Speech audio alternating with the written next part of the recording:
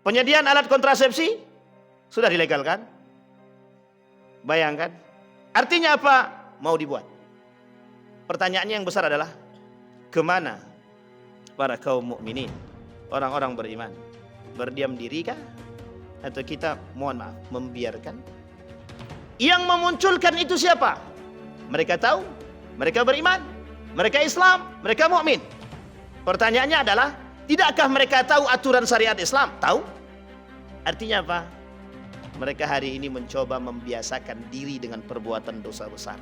Mengapa jilbab dilarang? Pertanyaan besar. Apa keinginannya? Yang berbicara demikian itu sudah mengatakan dalam video yang lain, agama musuh Pancasila. Ingat kalimat itu baik-baik. Ini yang disebut dalam dunia pemikiran, perang pemikiran yang disebut dengan sekulerisme. Apa tujuan mereka melarang jilbab? Tujuannya satu, ingin melihat bagaimana respon orang-orang yang muslim. Itu yang pertama. Yang harus Bapak Ibu ingat adalah itu permainan. Untuk apa? Untuk melihat respon. Kalau banyak responnya berarti masih dianggap perlu perjuangan. Kalau tak banyak responnya berarti jalannya agak mulus sedikit. Sampai di sini paham Bapak Ibu? Yang kedua tujuannya adalah membuat orang-orang beriman ragu dengan keislaman.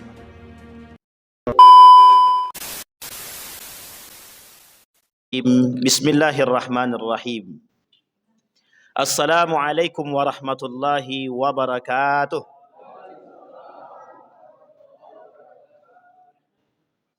Alhamdulillahi rabbil alamin. Alhamdulillahilladzi arsala rasulahu bil huda wa dinil haq liyudhhirahu 'ala ad-dini kullih wa kafa billahi shahida. Asyhadu an la ilaha illallah wahdahu la syarika lah wa asyhadu anna Muhammadan 'abduhu wa rasuluh la nabiyya ba'd. Allahumma salli wa sallim wa barik ala hadzal nabiyil karim. Allahumma salli ala Muhammad wa ala ali Muhammad fil alamin innaka Hamidum Majid. Ya ayuhan nasu taqu rabbakum alladhi khalaqakum min nafsin wahidah wa khalaqa minha zawjaha wa batha minhuma rijalan katsiran wa nisaa'a wattaqullaha alladhi tasaaluna bihi wal arham innallaha kana 'alaikum raqiba. Puji syukur kehadirat Allah dengan selalu mengucapkan alhamdulillahi rabbil alamin, bersalawat kepada Nabi dengan mengucapkan Allahumma salli ala Muhammad wa ala ali Muhammad fil alamin innaka Hamidum Majid. Bapak Ibu sekalian yang berbahagia, mudah-mudahan Allah selalu limpahkan rahmat dan karunia-Nya kepada kita. Allah limpahkan keberkahan, Allah jadikan kita orang-orang yang istiqamah, keluarga yang sakinah, mawaddah warahmah, anak-anak yang saleh dan salehah yang selalu dalam ketaatan kepada Allah. Amin ya rabbal alamin. Yang paling berat adalah ketika kita harus istiqamah. Karena melakukan kebaikan itu mudah, istiqamah kebaikan ini yang paling sulit. Mudah-mudahan Allah tanamkan keistiqamahan. Amin ya rabbal alamin. Baik Bapak Ibu sekalian yang berbahagia, di malam hari ini kita akan coba sedikit ngaji spesial. Kajian kita hari ini adalah teologi permisif murji'ah, atau ada kelompok yang disebut dengan murji'ah. Sebelum kita mengkaji murji'ah ini Bapak Ibu, saya ingin coba ajak Bapak Ibu untuk sedikit mengingat sejarah. Ini fakta sejarah. Dan ini perbincangan para ulama dari kalangan para ulama-ulama sejarah. Baik Ibnu Hisham At-Tabari dalam Tarikh At-Tabari, Ibnu Hisham dan lain sebagainya, Bidayah wa Nihayah, Ibnu Katsir dan lain sebagainya. Termasuk kajian-kajian sejarah seperti ini itu banyak diminati oleh kaum-kaum orientalis. Kenapa kaum orientalis menginginkan sejarah ini? Karena salah satu cara untuk memperbudak dunia adalah sejarah. Karena salah satu cara untuk menghancurkan satu peradaban melalui sejarah. Jadi pembutaan terhadap sejarah itu adalah jalan atau pembuka daripada kehancuran satu peradaban. Jadi sejarah itu jendela peradaban, itu betul. Sejarah adalah jendela peradaban. Jadi kalau orang pengen tahu peradaban itu baca sejarah. Harus tahu sejarah. Kalau tak tahu sejarah habis. Kalau dia tak tahu sejarah, mesti dia tidak tahu peradaban itu. Tidak akan mengenal secara lebih dalam. Murji'ah Bapak Ibu sekalian yang berbahagia berasal dari kalimat irja. Irja. Ini yang ingin kita angkat hari ini. Murji'ah itu adalah satu kelompok menyimpang pada masa Ali bin Abi Thalib. Jadi Bapak Ibu, kenapa saya tertarik mengkaji Murji'ah itu malam ini? Karena beberapa hari yang lalu saya mendapatkan, kalau bahasa lainnya, wejangan dari guru saya. Kata guru saya begini, hati-hati, yang bermunculan hari ini adalah teologi permisif Murji'ah. Saya artikan dulu permisif itu apa.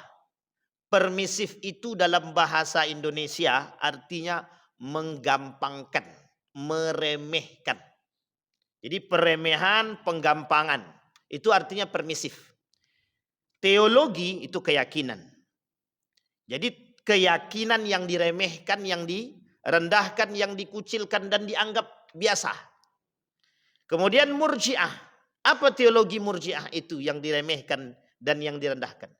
Salah satu teologi Murji'ah itu kelak yang akan kita bahas adalah permasalahan dosa besar dan beberapa permasalahan yang lain. Dia tidak banyak, cuma ada beberapa poin saja.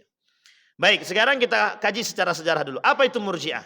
Murji'ah itu kelompok yang muncul pada masa Ali bin Abi Thalib ketika terjadi perang antara Ali dan Muawiyah dalam perang Siffin. Masih ingat ya Bapak Ibu? Ini sudah kita ulang.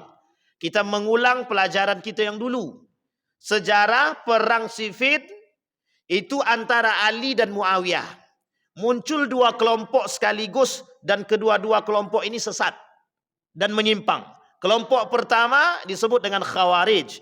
Kelompok kedua yang cinta muhibbin li Ali bin Abi Thalib disebut dengan Syiah. Sampai di sini sudah paham ya Bapak. Di antara kedua ini, Syiah dengan Khawarij itu berantem. Tidak akur. Tidak akur. Di tengah-tengah ketidakakuran tersebut, ditambah dengan kasusnya Ali bin Abi Thalib dengan Muawiyah, pada kasus yang lain tahkim, arbitrase, muncul kelompok yang ingin menjadi penengah di antara kedua tersebut, yang disebut atau yang dikenal dengan irja atau Murji'ah. Jadi tiga kelompok sekaligus muncul pada masa waktu yang bersamaan.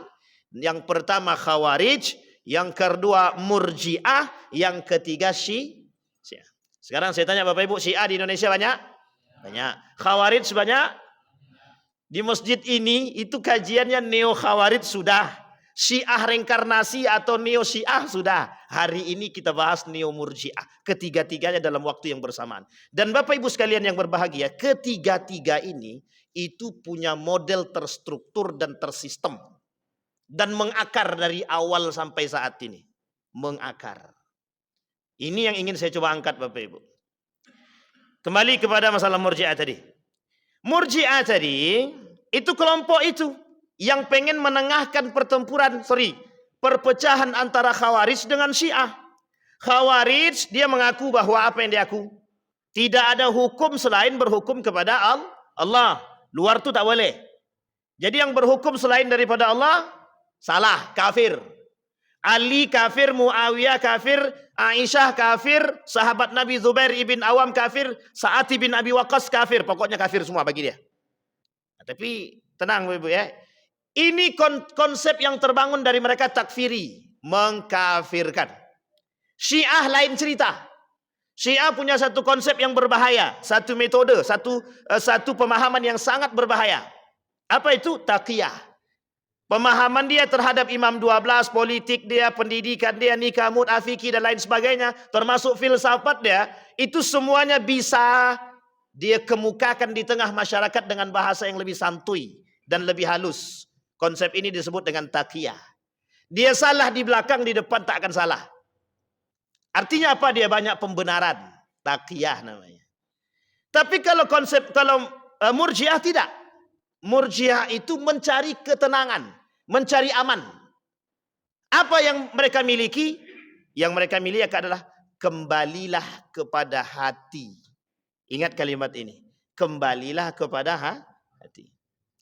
Berdosakah dia? Tidak berdosakah dia? Penghakiman itu dikembalikan kepada Allah. Jadi salah satu pemahaman Murji'ah itu adalah mau siapapun berzinah dia, mencuri dia, membunuh dia, melakukan dosa besar apapun itu, mereka tetap mukmin, tidak kafir. Mereka tetap mukmin. Sekalipun mereka mengingkari Al-Quran, tetap mereka mukmin. Oh, ini berat ini Bapak Ibu. Pemahaman Murji'ah ini. Ini belum masuk. Baru pembukaan. Sampai di sini paham Bapak Ibu ya? Baik. Wa tarjuna minallahi ma la yarjud. Kata dia, mereka yang mereka butuhkan adalah sesuatu pengharapan daripada Allah. Tidak ada yang lain. Iman kami, amal ibadah kami kembali kepada hati kami. Orang beriman itu tidak ada kaitannya dengan kemaksiatan. Orang beriman tidak ada kaitan dengan kemaksiatan. Orang beriman juga tidak ada kaitannya dengan kekufuran. Jadi mohon maaf, mau dia sholat kalau dia sholat berarti dia sudah beriman. Bersyahadat saja dia bersyahadat berarti dia sudah beriman. Mau dia nanti berzinah dia silahkan. Mau dia percaya pada Tuhan yang lain silahkan. Tak ada masalah. Mau dia trinitas silahkan. Mau dia sinkritisme silahkan, tak ada masalah. Nah, ini nanti Bapak Ibu ada kaitannya dengan kejadian-kejadian hari ini, fenomena-fenomena hari ini Bapak Ibu. Akan kita coba sampaikan. Dan ini yang menjadi masal hari ini Bapak Ibu. Yang menjadi sesuatu yang sangat banyak kita temukan nanti. Baik, kita masuk Bapak Ibu. Saya minta tadi sama Bang Ilham itu pakai apa namanya itu? Infokus, tapi kabur kata Bang Ilhamnya. Kabur tuh entah kemana-mana. Saya cari pun tak dapat juga. Karena udah berdekatan, lupa saya. Baik, berkaitan politik setelah wafatnya Utsman bin Affan. Kata mereka begini, kata kaum Murji'ah, pembunuh Utsman bin Affan itu tidak kafir dan tidak juga kufur. Pembunuh Utsman bin Affan itu tetap mukmin. Tetap mukmin. Masalah dia benar atau salah itu tak urusan kita. Karena kami sendiri tak tahu yang betul apakah Ali atau Muawiyah. Ataukah Ali apakah Aisyah. Tak tahu. Tak tahu siapa yang betul. Artinya kami sekarang berdiam diri, kami tidak pengen muncul menambah keruh suasana. Ingat bahasa ini Bapak Ibu, ini bahasanya Murji'ah. Apa kata mereka? Kami tidak pengen terjadi kekacauan semakin meluas, kami berdiam diri dengan kasus-kasus fitnah terjadi. Kita ambil contoh begini. Ada ulama yang difitnah, ada ulama yang disiksa, ada ulama yang dicaci dan dimaki dan lain sebagainya. Difitnah dengan berbagai macam fitnah. Mau itu dituduh apapun itu. Kemudian ulama yang lain bilang begini. Kami berserah diri kepada Allah, kami berlepas dari dua kelompok tersebut. Artinya apa? Dia cari aman saja. Sampai di sini paham Bapak Ibu? Umat muslim hari ini begitu. Umat muslim hari ini begitu. Berlepas diri dari kesalahan orang, berlepas diri dari kebenaran orang. Jadi jangan salah kalau hari ini kita digerogoti sekian banyak musuh, itu biasa. Kenapa kita mohon maaf? Hari ini yang namanya zinah kita biarkan. Kita diam saja. Yang berzinah kan dia, yang penting bukan aku. Orang minum khamar kita biarkan. Terserah. Khamar dosa besar. Riba dosa besar. Tak bayar zakat dosa besar. Membunuh dosa besar. Kita biarkan. Orang tak pakai jilbab dosa besar. Orang menyakiti orang lain, membunuh orang lain sama dosa besar. Sampai di sini paham Bapak Ibu. Tapi kemudian yang muncul apa? Yang muncul apa? Khamar itu resmi Bapak Ibu. Resmi. Apa yang resmi? Surat izin. Dosa besar tapi mau diperjuangkan untuk didapatkan legal. Kalau sempat legalitasnya ada, kita mau ngapain? Enggak bangsa ngapa-ngapain. Penyediaan alat kontrasepsi sudah dilegalkan. Bayangkan. Artinya apa? Mau dibuat. Pertanyaannya yang besar adalah kemana para kaum mukminin, orang-orang beriman? Berdiam diri kah? Atau kita mohon maaf membiarkan? Yang memunculkan itu siapa? Mereka tahu, mereka beriman, mereka Islam, mereka mukmin. Pertanyaannya adalah, tidakkah mereka tahu aturan syariat Islam? Tahu. Artinya apa? Mereka hari ini mencoba membiasakan diri dengan perbuatan dosa besar. Artinya apa? Kalau dosa besar ini sudah terbiasa dilakukan, akhirnya apa? Orang-orang sudah akan terbiasa dengan dosa besar tersebut. Yang tadinya besar menurut agama, di mata manusia biasa. Jadi nanti jangan salah. Kalau terjadi perzinahan di mana-mana, minum khamar di mana-mana, orang berbunuhan di mana-mana, itu biasa. Karena sudah memang dibiasakan. Penyediaan alat kontrasepsi sudah biasa. Nanti kalau seks bebasnya kemana-mana, ya sudah, biarkan saja. Artinya kita hari ini dituntut untuk, mohon maaf, meredupkan perhatian. You tidak usah ikut campur, ini urusan kami. You, gua. Begitulah modelnya. Baik, sampai di sini paham Bapak Ibu? Baik. Lahirlah sekelompok orang mukmin yang berusaha menjauhkan diri dan tidak ingin mencampuri persoalan orang lain dalam konteks agama. Ini keinginan kelompok Murji'ah. Jadi ketika terjadi masalah pembunuhan Utsman bin Affan, apa kata mereka? Kata orang-orang yang berada di dalam kelompok Murji'ah, kata mereka, kami berlepas diri dari Ali dan kami berlepas diri dari Muawiyah. Kami serahkan pembunuhnya seutuhnya kepada Allah. Artinya apa? Sampai hari ini Bapak Ibu, itu pembunuh Utsman bin Affan tidak tahu. Muawiyah menyalahkan Ali, Ali menyalahkan Muawiyah. Terjadi perperangan, 45.000 dari Muawiyah, 25.000 dari Ali bin Abi Thalib. Singkat cerita Bapak Ibu, yang ingin kita angkat adalah bagaimana kondisi para sahabat Nabi ketika itu. Sebagian di antara mereka berlepas diri dari dua kelompok tersebut. Karena bingung Bapak Ibu, mau menyatukannya bagaimana? Fa aslihu baina akhawaikum, kata Allah, damaikan. Bukan kita berlepas diri, tapi kita harus mendamaikan. Hari ini mohon maaf Bapak Ibu, satu ulama dengan ulama yang lain berantem dalam satu ruang lingkup. Ruang lingkupnya, bahkan mohon maaf, sampai harus yang tidak layak lah. Caci maki ulama dengan ulama yang lain. Datang ulama yang lain. Harusnya ulama yang lain ini tujuannya mendamaikan. Itu tujuan kita Majelis Ulama Indonesia, untuk mendamaikan kelompok-kelompok yang berantem, yang berkelahi. Yang berkelahi itu mukmin, ulama, alim, saleh. Kalaulah mohon maaf para ulamanya berantem, kira-kira jamaahnya ngapain? Nonton. Loh, harus begitu. Iya. Panutan kami ulama, alim. Tapi kalau alim kami, ini yang menjadi masalah kita hari ini Bapak Ibu. Yang menjadi masalah kita hari ini. Baik, tidak diketahui siapa sebenarnya pendiri atau tokoh utama aliran ini. Betul.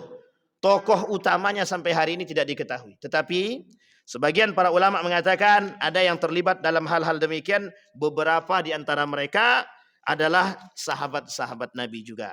Tetapi di sini Bapak Ibu sekalian yang berbahagia, salah satu di antara kelompok-kelompok Murji'ah itu, dan tidak Murji'ah banyak baginya. Ada secara garis besar terbagi dua.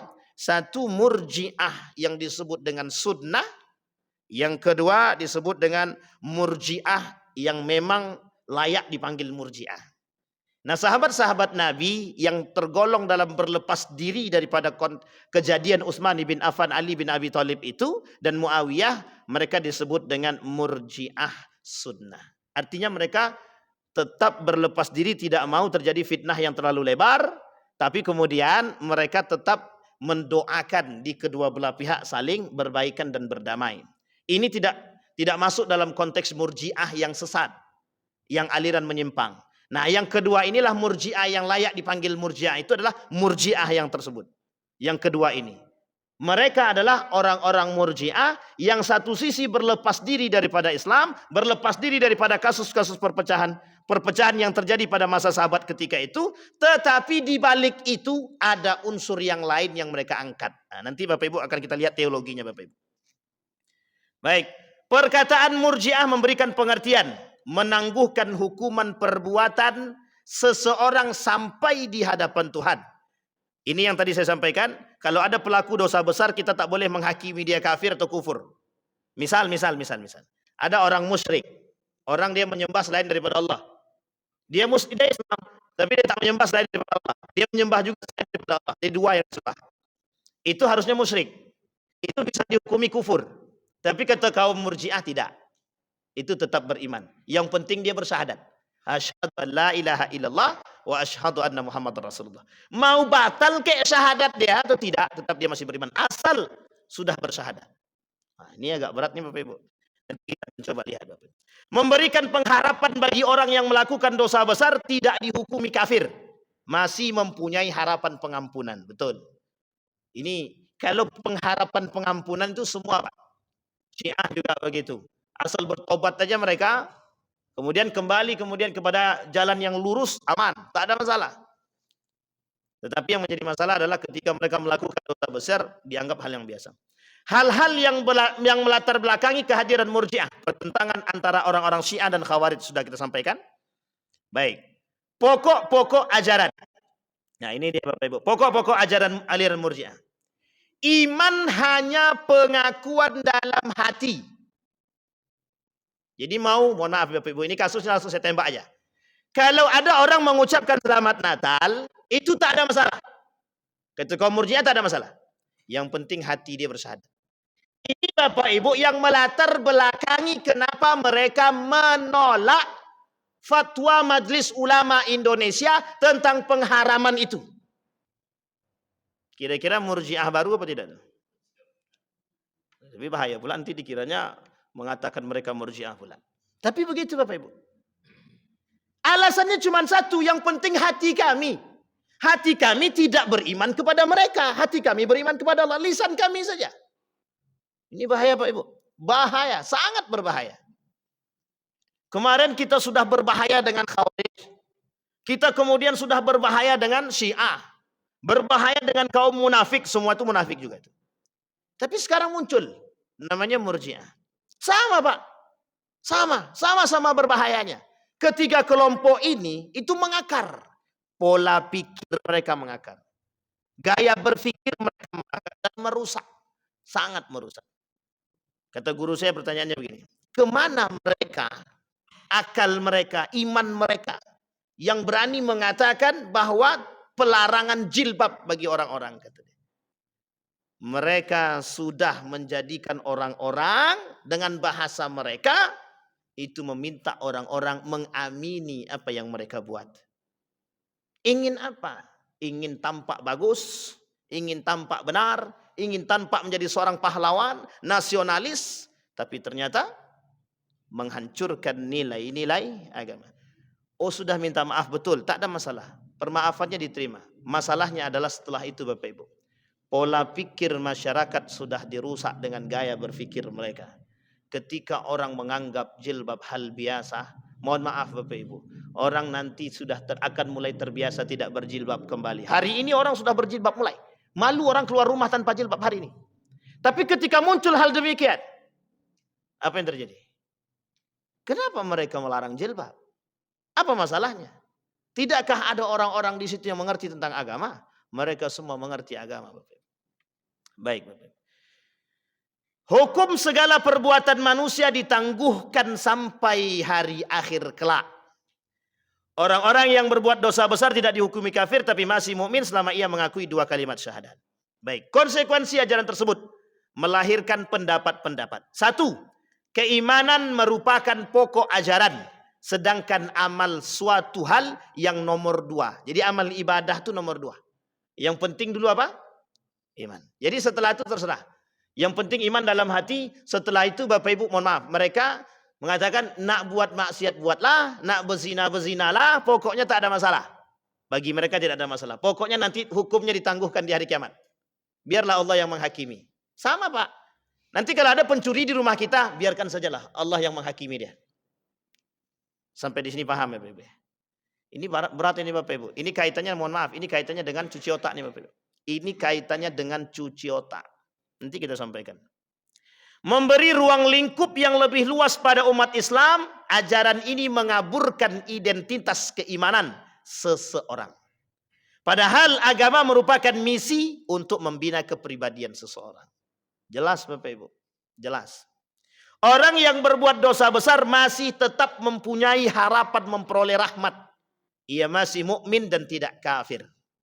Dia masih mukmin dan tidak kafir. Hal ini berarti suatu sikap yang lunak terhadap para maksiat dan akan berakibat berkembangnya masyarakat serba bebas dari ikatan nilai dan norma.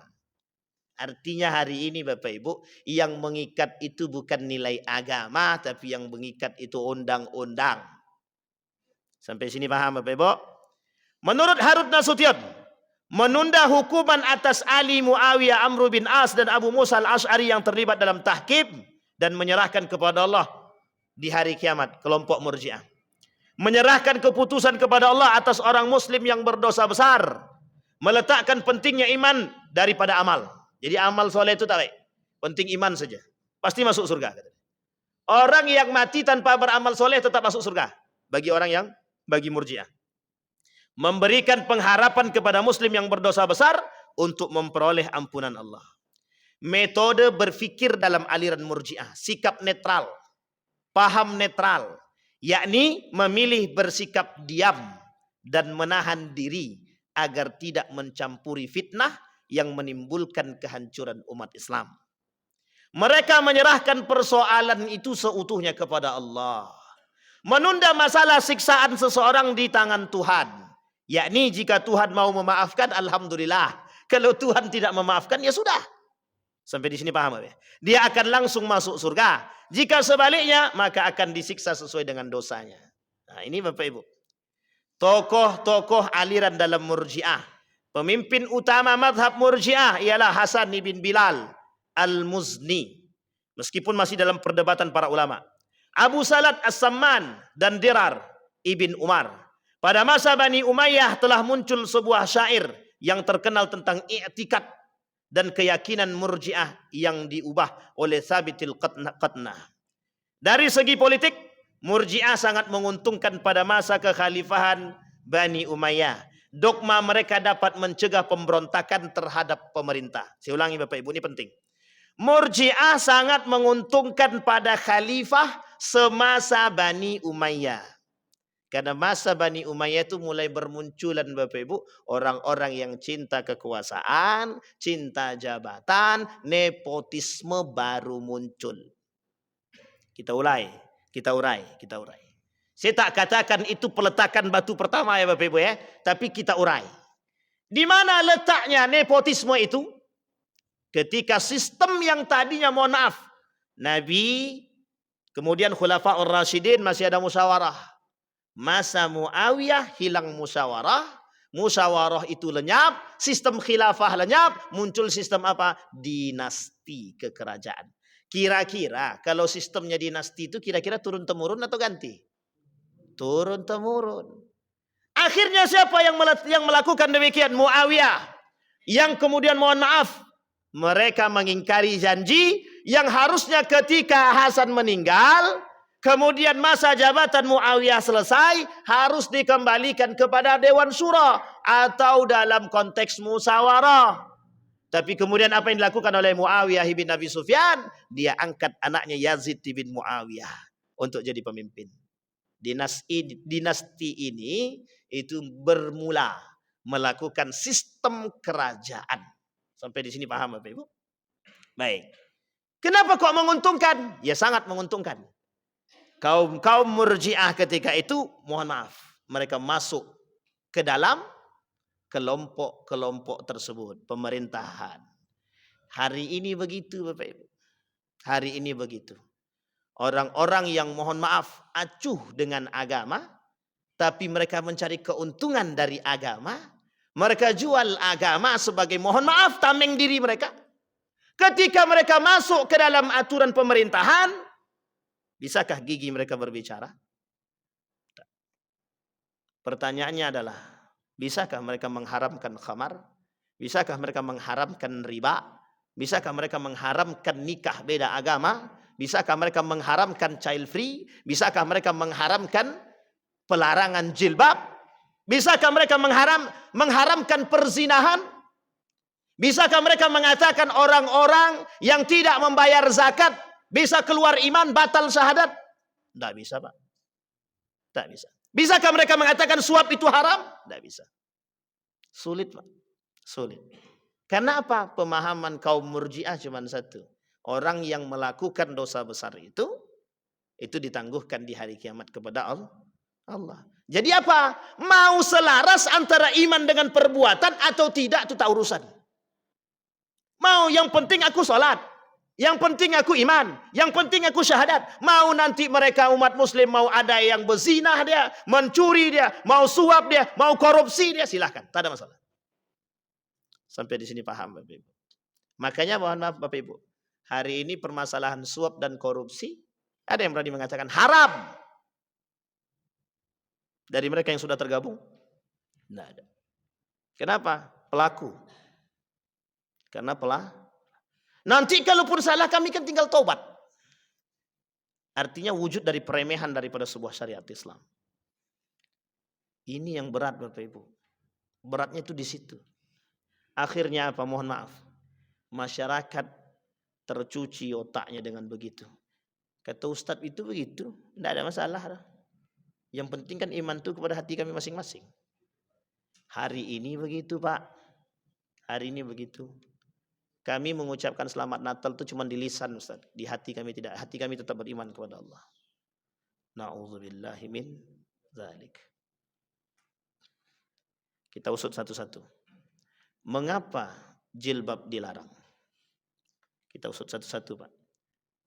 Mengapa jilbab dilarang? Pertanyaan besar. Apa keinginannya? Yang berbicara demikian itu sudah mengatakan dalam video yang lain, agama musuh Pancasila. Ingat kalimat itu baik-baik. Ini yang disebut dalam dunia pemikiran, perang pemikiran yang disebut dengan sekulerisme. Memisahkan agama dari politik, pemerintahan, kehidupan, pendidikan dan lain sebagainya. Sekulerisme itu tujuannya cuma satu, biar orang tidak berpegang teguh kepada agama. Ulama udah duduk manis saja. Doktrin masyarakat dengan keagamaan, tidak usah masuk dalam jadul politik. Sampai di sini paham? Makanya bahasa yang muncul apa? Kalau ulama masuk politik jadi setan. Ya Rab, itu bahasa yang merusak. Kenapa saya katakan bahasa itu merusak? Karena hari ini kita butuh ulama-ulama yang bisa duduk dalam jalur itu. Tapi yang kuat iman. Yang tak kuat iman, antara dua. Dia yang ikut kita atau kita yang bablas. Kan cuma itu. Kalau kita tak kuat iman, bablas. Kalau kita kuat iman, lurus Pak. Kalau enggak, mohon maaf, goyang. Tak perlu saya sebut contohnya, Bapak Ibu sudah lihat. Ada yang jadi cuma duduk saja. Enggak ngapa-ngapain. Enggak bisa berbicara. Mohon maaf Bapak Ibu. Alim. Majelis Ulama Indonesia. Seorang alim. Tapi mengapa? Apa perannya? Itu pertanyaan kita hari ini Bapak Ibu. Tetapi kalau ulama tidak masuk ke dalam jalur politik. Mohon maaf. Makin hancur. Jadi cara kita melawan masuk. Makanya hari ini mohon maaf Bapak Ibu. Kalau ulama berbicara politik dicurigai. Jangan curigai. Kami punya hak untuk menyampaikan norma-norma yang terkandung dalam agama. Dalam jalur politik. Wajib kami sampaikan. Orang berpolitik silahkan. Tapi punya nilai. Orang beragama silahkan. Tapi ada aturan nilai. Orang berpendidikan silahkan. Tapi ada aturan nilai. Politik yang benar. Menjadi pemimpin yang benar. Menjadi sekretaris yang benar. Menjadi bendahara yang benar. Menjadi kesra juga yang harus yang benar. Apapun itu. Tak ada salah. Tak. Islam tak pernah melarang. Siapapun mau jadi apapun silakan. Yang diinginkan oleh Islam cuma satu. Bagaimana nilai-nilai agama kalian pakai dalam kehidupan. Itu yang diinginkan oleh Islam. Yang terjadi hari ini begitu. Kenapa tak berbicara? Diam. Kita mendesak daripada Majelis Ulama Indonesia. Kita mendesak. Agar apa? Perhatikan betul. Perhatikan betul. Kemarin kebetulan Majelis Ulama Indonesia Pusat berkomentar tentang hal demikian. Kalau mereka tetap disuruh untuk lepas jilbab, pulang. Kan begitu. Itu artinya apa? Mohon maaf Bapak Ibu. Itu komitmen yang tertampung dalam seorang muslim. Itu wajib berkomitmen kepada Allah. Wajib. Apa komitmen kita? Kita nih Bapak Ibu mukallaf. Dibebani dengan syariat. Kita nih Islam. Mau kita bersyahadat berarti kita masuk ke dalam Islam. Kalau sudah kita bersyahadat, sudah masuk dalam Islam, mau tidak mau aturan itu terbebani kepada kita. Kecuali tak punya akal. Kalau kita tak mau terbebani, jangan masuk Islam, keluar. Kan tak mungkin pula kita suruh dia keluar. Sampai di sini paham Bapak Ibu? Begitu Bapak Ibu. Aturan mainnya begitu. Kita masuk ke dalam, mohon maaf, kita jadi PNS saja. Kita harus siap dengan aturan. Apalagi masuk agama. Lu kita kok tak siap dengan aturan agama tuh gimana? Agama kata jilbab ini syariat. Agama kata bermain dengan riba itu haram. Tapi mohon maaf, kita tak mau bermain. Kita tak mau tahu. Riba jalan terus. Tidak pakai jilbab, celana pendek. Sampai di sini paham Bapak Ibu. Baik. Perpecahan dan perbedaan pendapat. Murji'ah yang moderat antara lain Hasan ibn Muhammad ibn Ali ibn Abi Talib.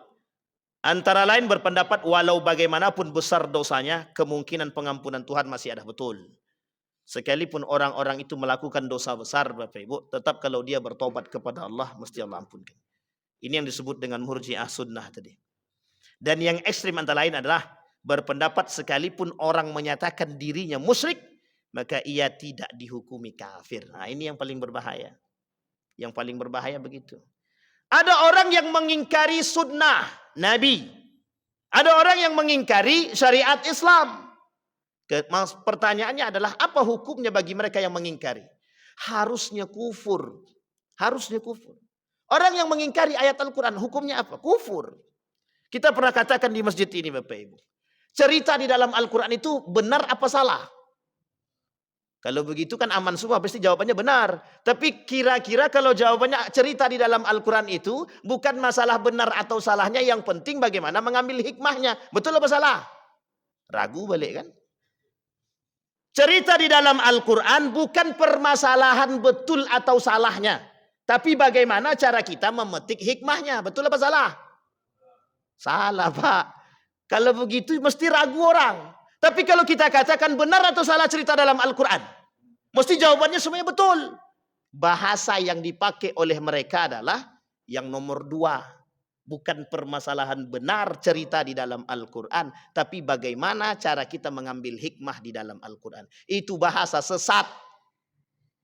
Tapi bahasanya halus. Begitu cara mereka untuk mengingkari ayat-ayat Al-Quran. Kalau mereka katakan cerita dalam Al-Quran salah, frontal betul mereka menolak Al-Quran. Tapi kalau bahasa yang dengan yang tadi, halus apa tak halus? Kita pun tertipu. Iya juga ya. Gitu. Maling kundang, ada enggak peninggalannya? Bapak Ibu, ada enggak peninggalan maling kundang? Tangkuban perahu, ada tak peninggalannya? Dongeng itu saja bisa mereka percaya. Itu dongeng. Pertanyaannya adalah Nabi Adam ada enggak peninggalannya? Ada Pak, di Jeddah itu sepeda besar. Itu bukan, itu replika. Ada Pak, ada apa namanya itu, panci besar kata dia. Sebesar itulah umat zaman dulu. Itu replika. Enggak ada peninggalannya. Tapi bagaimana? Berarti kita kan enggak bisa percaya dong dengan cerita mereka. Ya Rab, rusak kita Pak.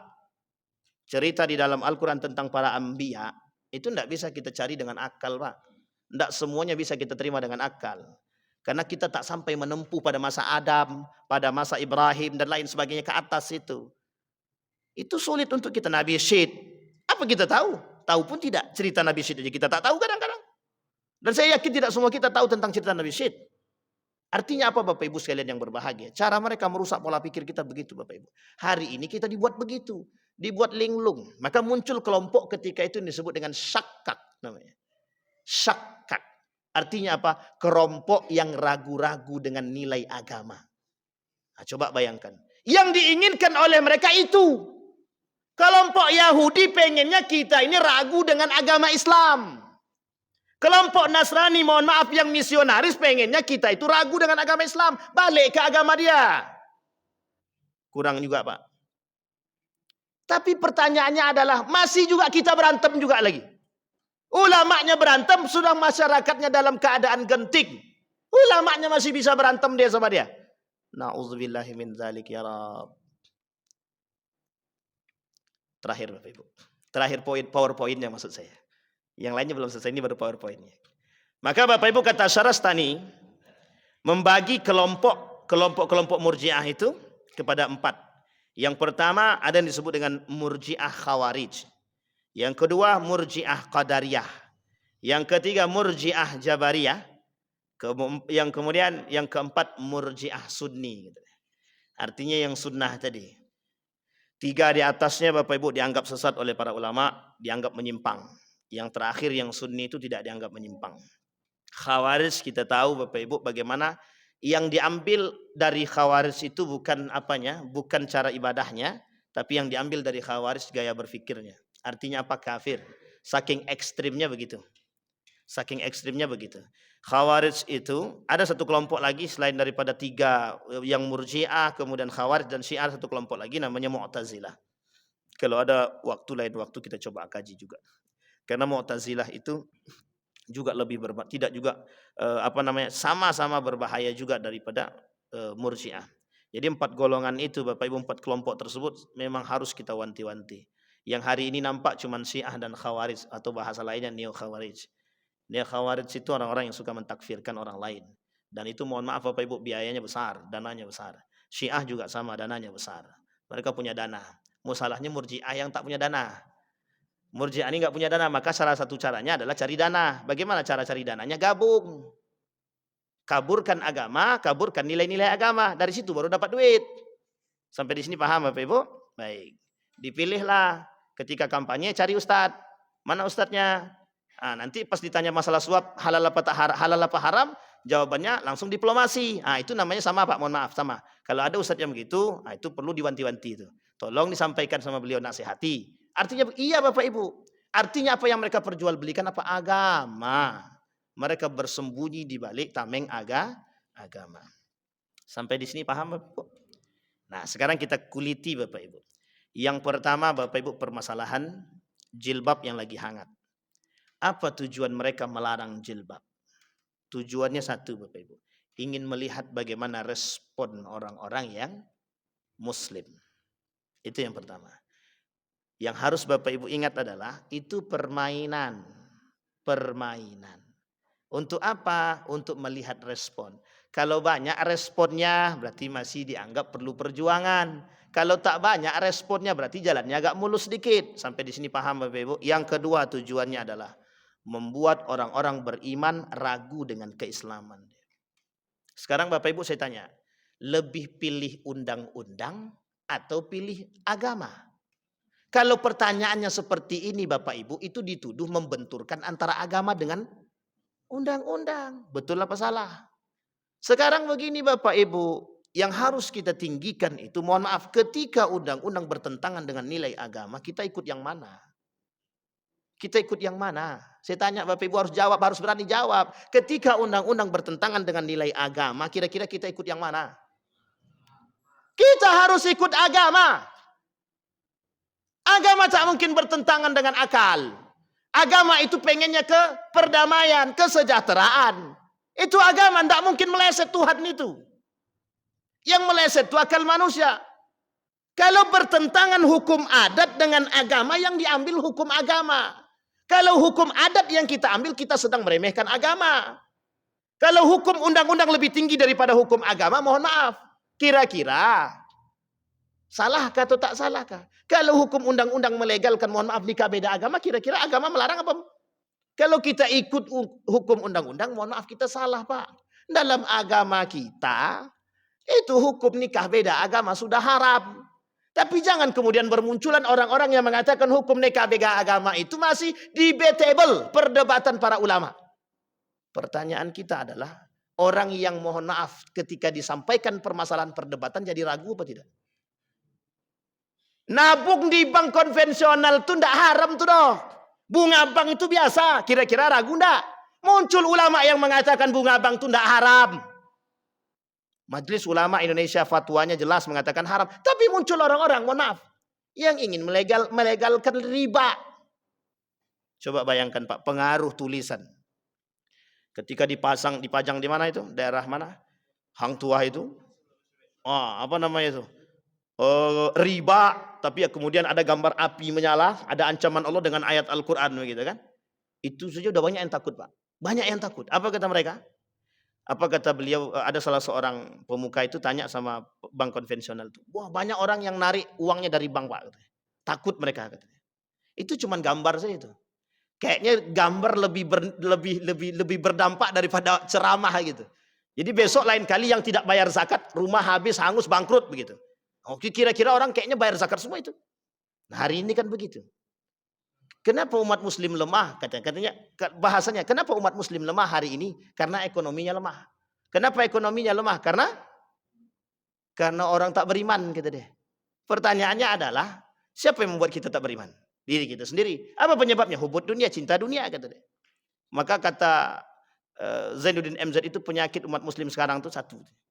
Kuman. Dia ada 3. Kudis, kurap, kutil. Terakhir kuman, kata dia. Penyebabnya, kata dia. Kudis itu kurang disiplin. Kurap itu kurang rapi. Kutil itu kurang teliti. Penyebab ketiga itu cuma satu, kata dia. Kuman, kurang iman, kata dia. Memang betul kalau gitu. Orang udah cinta dunia susah. Orang udah cinta jabatan susah. Apapun bisa mereka legalkan. Yashtaruna bi ayati samanan qalila. Ini yang kemudian kita ulang-ulang terus kalimat ini. Yashtaruna bi ayati samanan qalila. Mereka jadikan agama itu untuk ajang cari duit. Ajang cari keuntungan. Tidak ada, Pak. Murji'ah itu mengajarkan kepada kita dari paham teologinya kita sudah paham. Membuat orang dengan dosa besar itu tidak takut, itu saja. Hari ini orang nggak takut dosa besar, Pak. Mau berzinah gimana pun orang nggak takut. Mau membunuh orang nggak takut orang hari ini. Bayangkan, buktikan saking tidak takutnya mereka, mohon maaf. Saking tidak takutnya mereka dengan azab Allah. Mereka larang pakai jilbab. Itu takut apa tidak? Nggak takut dia dengan Allah. Kalau dengan Allah saja dia tak takut, apalagi dengan? Tapi dengan penguasa takut. Jelas, daripada dicopot. Coba bayangkan. Dia takut dengan penguasa. Karena penguasa memberikan jabatan. Allah tak kasih apa-apa. Padahal dia tak tahu. Kalau bukan karena Allah pun tak dapat. Itu masalah kita hari ini, Pak. Orang berzina, biarkan. Prostitusi online. Bapak Ibu mohon maaf saya sampaikan. Internet permasalahan video porno. Itu sudah dikaburkan. Sudah diblokir. Itu yang diblokir itu yang tidak ditonton.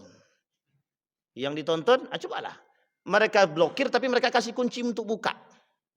Itu kata guru, ini kawan saya, Pak. Mohon maaf, ada salah satu mahasiswa UGM itu yang mengambil jurusan teknik itu, teknik informatika kalau saya tak salah itu. Beliau sampaikan. Memang diblokir, kata dia. Tapi yang tidak diblokir dibagi kunci, kata dia. Atau diblokir tapi dikasih kunci. Artinya apa? Bisa buka itu. Artinya masih bisa diakses. Coba bayangkan, Bapak Ibu.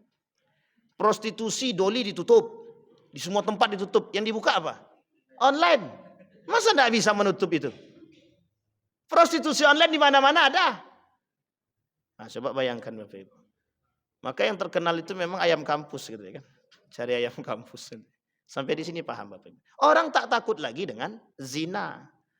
Tapi begitukah? Ya, kata Nabi, begitu di akhir zaman orang-orang sudah mulai. Orang-orang akan menampakkan perzinahan itu di depan umum. Orang enggak ragu lagi. Ciuman depan umum itu biasa.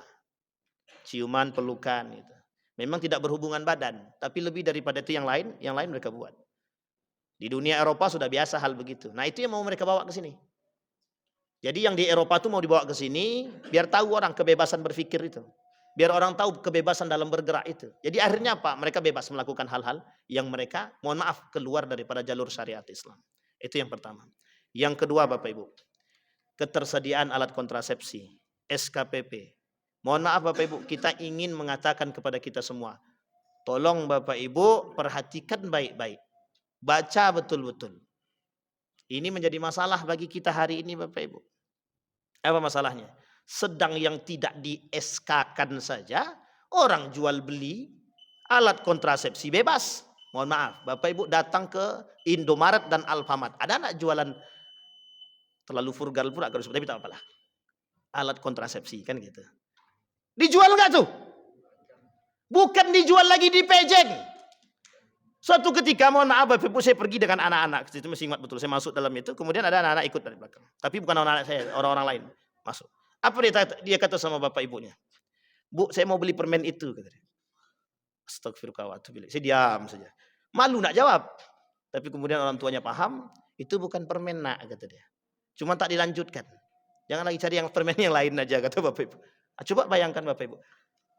Itu ya Allah ya Rabbi. Saya sudah katakan Bapak Ibu. Ini tolong kalau memang abang takut dipotong bang. Ini jujur aja. Saya merasakan itu Bapak Ibu. Ketika kami di Yogyakarta, itu sudah ada promosi kondom itu Bapak Ibu. Sudah ada di kampus-kampus. Itu sudah ada.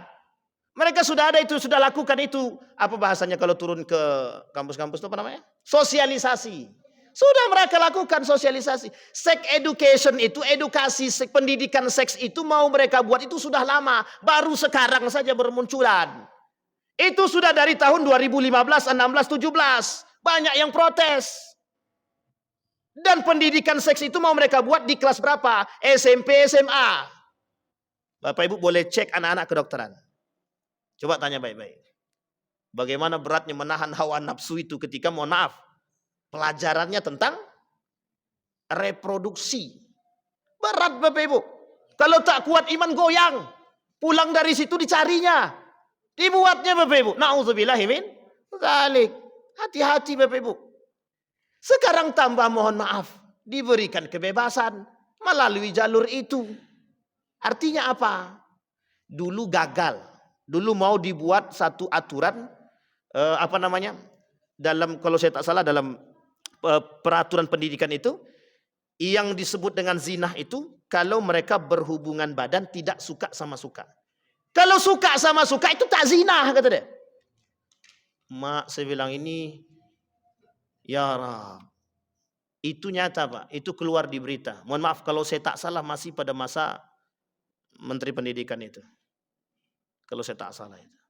Dan itu Bapak Ibu merusak kita. Coba bayangkan yang dirusak. Memang mereka tidak memerangi kita pakai senjata, tidak. Tapi yang mereka perang apa? Pola pikir kita Pak. Bapak-bapak yang tua-tua ini selamat Pak insya Allah. Kecuali yang mohon maaf. Yang pubernya ketiga. Agak sulit sedikit. Tapi kalau anak-anak sekarang Bapak Ibu. Generasi-generasi yang sekarang. Bayangkan beratnya yang harus mereka hadapi dengan kondisi sekarang ini. Mereka mempertaruhkan akidah dan keimanan mereka hanya karena mohon maaf kejadian fenomena-fenomena yang keluar daripada syariat Islam. Mereka harus mengokohkan akidah, mereka harus mengokohkan iman. Caranya bagaimana? Ajak terus Pak anak-anak itu ke masjid. Kalau tidak kita kecolongan. Ajak terus, ajarkan terus mereka agama. Kasih mereka aturan yang bisa mohon maaf mengikat. Agar apa? Agar mereka tak terjerumus Pak dalam pergaulan yang salah.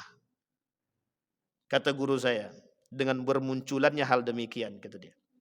Artinya itu merusak moral dan membebaskan seks. Dalam bahasa lain akan bermunculan seks bebas. Yang sekarang saja tidak bebas kita sulit memantau Pak.